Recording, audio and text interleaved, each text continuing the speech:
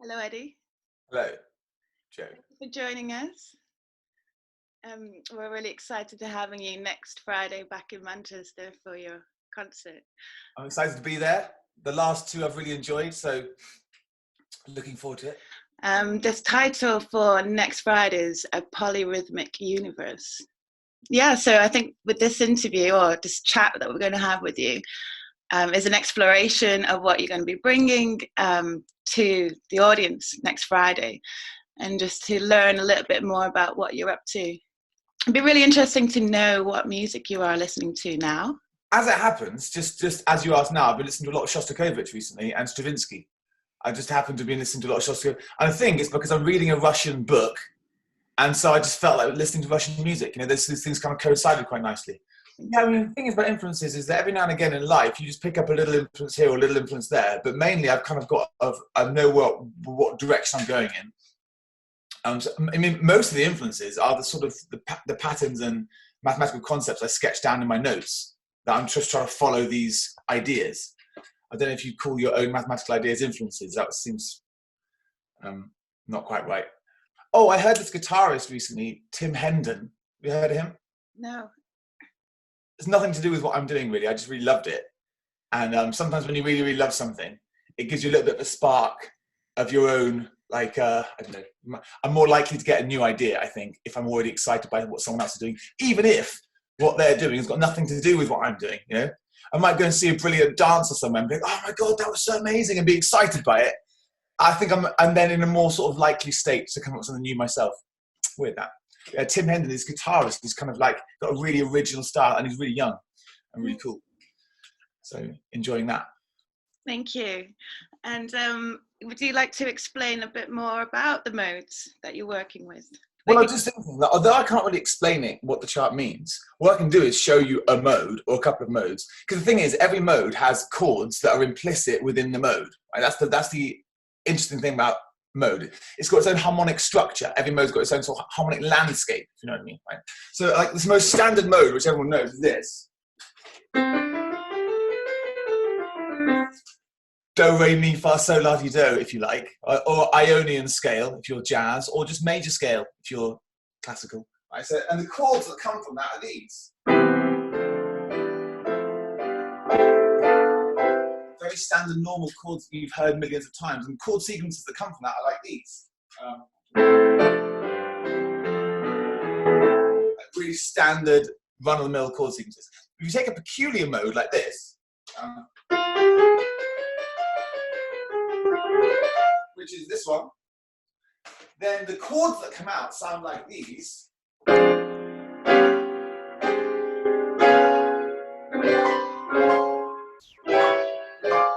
a chord sequence with it might sound like this.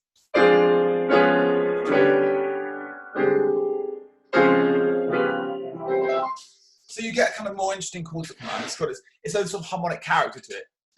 And the system's got various rules based upon what I've sort of discovered was rational and logical and what would work, you know, because you can have a mode like this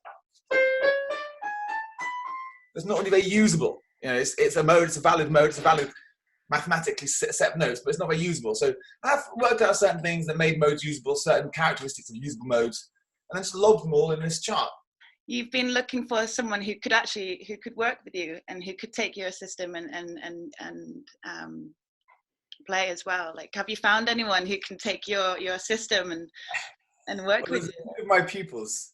Some of my pupils that start to get there. But it's a difficult thing, because if you're going to get a musician in, like I say, I get a really good jazz musician and I want to play with these modes. First of all, I need to get him to learn the system, and that's an enormous investment of time. So, you know, are you going to pay someone for that? Are you going to kind of get someone in and go, hey, I'll tell you what, I'll pay you for your time to go and learn all this stuff, and then maybe we'll jam and collaborate? Or do you want to find someone that's so interested in what you're doing that they want to go and learn all your modes? When that's a difficult, rare find, to find someone that's not only capable of doing that, you know, and technically capable to play along and all that kind of stuff, but wants to do it. And it'd be great if they could play polyrhythms as well, which is also not everybody's cup of tea. But collaborations are difficult because I've kind of made myself sort of musically special needs. There's the idea of the exploration of the concept of emptiness. Yeah, okay, again, I want to refer to my notes, because I've got a bookmark like a golden ticket bookmark on this very page. That's how. This is what I did in the concert. That's what I did in the recording. So you can see there's 31 tracks with empty in the middle, and there's a symmetry in order around all the tracks. Every track has got its symmetrical partner. 1 is matched with 31, and 2 is matched with 30, and 3 is matched with 29, and so on. And they're matched with rhythmic and harmonic principles. So it's kind of a symmetry pointing towards emptiness in the middle. And all the titles are kind of like sort of related to that sort of thing. I feel like artistically, a lot of the time, I'm doing the thing, and then my reasoning catches up with it afterwards. Do you know what I mean?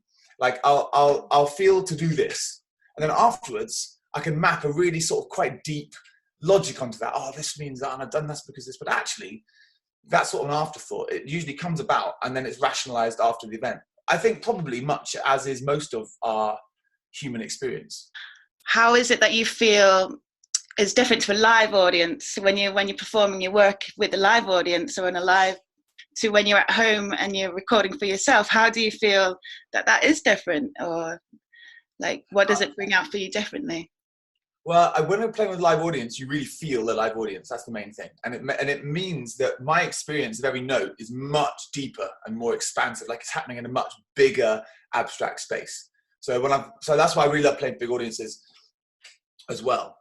And there's a feeling of adrenaline and a feeling of presence, which you just don't get when you're on your own playing with something, because it's the same every day. But when there's an audience situation, there's all this kind of like energy that you feel from it, which is almost overwhelming sometimes, but I really like it. I love riding it.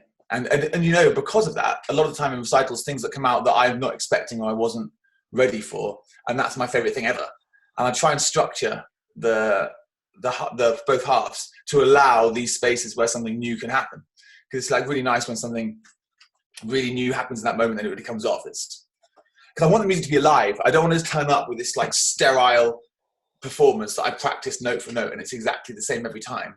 I feel like I don't like that. I want the musical concepts to be alive and able to be influenced by the moment and the feeling of the moment. And even if someone rustles in the audience or clacks or shuffles about, there's a reaction to that and in the way it affects everything. And I like that.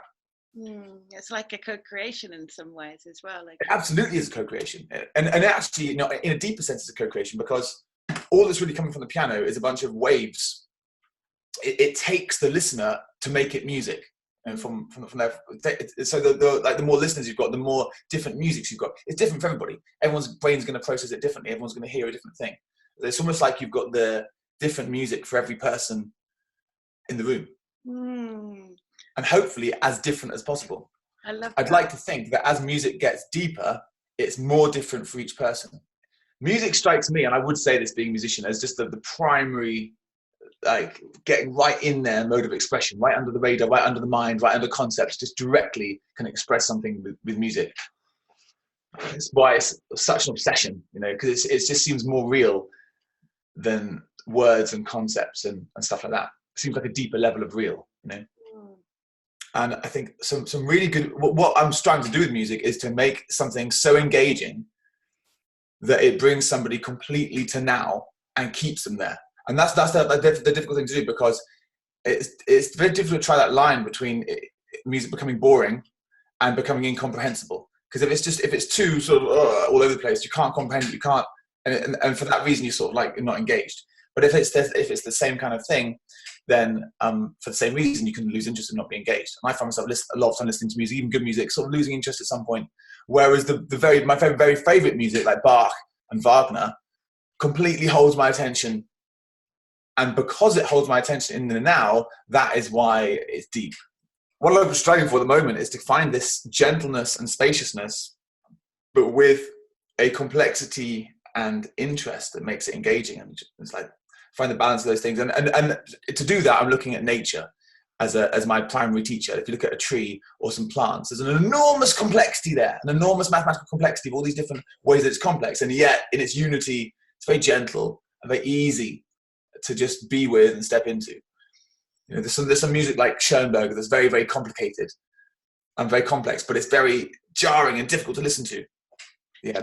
One of your dreams or one of your ambitions that you shared with me was to have was it a big concert hall or a music temple? A music temple. I wanted to build a music temple that was like that was both a concert place and a sort of school, a small school, but school not in the sense of like school, but but a music school where you just come and learn all sorts of exciting things to do with music, but broader as well, including things like yoga and meditation and ceremony and sort of, but to treat music in a sacred way, to treat it like this sacred thing that I think it is, and to have a school teaching me from that point of view, a big concert hall and doing recordings in there. So, because I think like, how would I ideally like to live? What my ideal day would be? Well, I'd like to get up and record and jam with really great musicians, and then do concerts, do loads of concerts, lots of jamming and lots of recording, as well as my own practice, which I'm going to do anyway. So that's sort of my ideal life.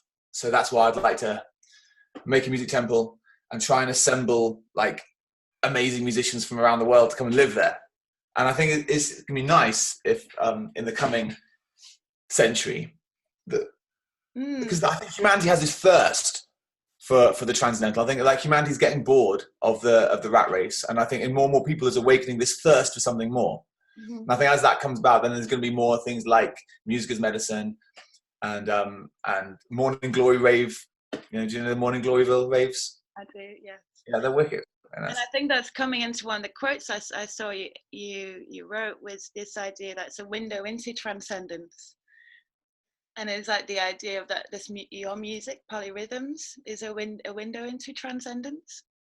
Yeah, I mean, I hope so. That is the intention of it. And do you still see the idea, because you did a TED talk about the future direction of music, and the future of music is polyrhythmic, and how does that still sit with you now? Like, is that how you still see the future of music? Yeah, I mean, probably. It's one can only say probably. It seems to me quite an inevitability that these ideas will take off to whatever extent, because for the reason that I probably quite badly expressed in the TED talk. So most of my friends have gone, "Oh, Eddie, I loved your TED talk. Didn't understand any of it, but it was great." I don't think I did my job very well, and I don't think I expressed myself very clearly if nobody understood what I was talking about. But the polyrhythm thing, because of its parallel with pitch harmony, because it is just the same thing ultimately as pitch harmony. For that reason, I think that it will become a large part of the future of music. But I could be wrong. It might be something completely different. I just feel like music in general, though, is starting to struggle a bit. It's starting to reach a bit of a dead end. The innovations that have come back in the last 20 years have been quite minor. You get a different kind of squelchy bass, and that's a new style, or you get a different sort of production thing, that's a new style. But there hasn't been any kind of radically new things happening in music like there were in the 19th century, when things were like completely changing music. And so that when we listen to music, being in this present moment, is there anything that you think, oh, actually, if like the idea of meditation? So if we were going to do a meditation, yes, there is. And I had thought about starting the concert and saying to everybody, look, should we all just take a moment to be with our breath and take your attention into your chest or into your body, particularly the chest, because it's in the middle of the body, in the center of the body. Take your attention to your body and be with your breath. Mm-hmm. And anytime you notice your mind wandering during the concert, because it's going to happen to everybody, everyone, no matter how much they're listening, their mind will start thinking about some trivial stuff. Right? It happens to everybody. So when that happens, just to be with your breath and come back into your body. Yeah. So that's what I'd say to everybody. The thing is, though, in the state that I get myself in, the state I'm in before performance, it's so, and I'm trying to keep a lid on it all. And I've tried a couple of times to talk before recitals, and it ends up sounding like this. And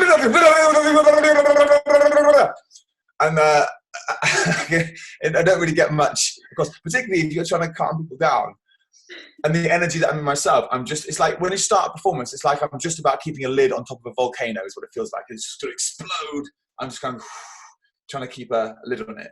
I think when you've got such passion for something, like you obviously do, a dedication to your music and to your work, and it's it's an honor to bring you to Manchester to share that. And I think this, you know, when we can follow our passion and really put our heart into it and make a living from it and actually share that with others, you know, I think everyone has that ability to. And how bringing like musicians like yourself into the audience, into people, and go like, you know, you can follow your passions, and it is just trusting and believing in it and really dedicating to it.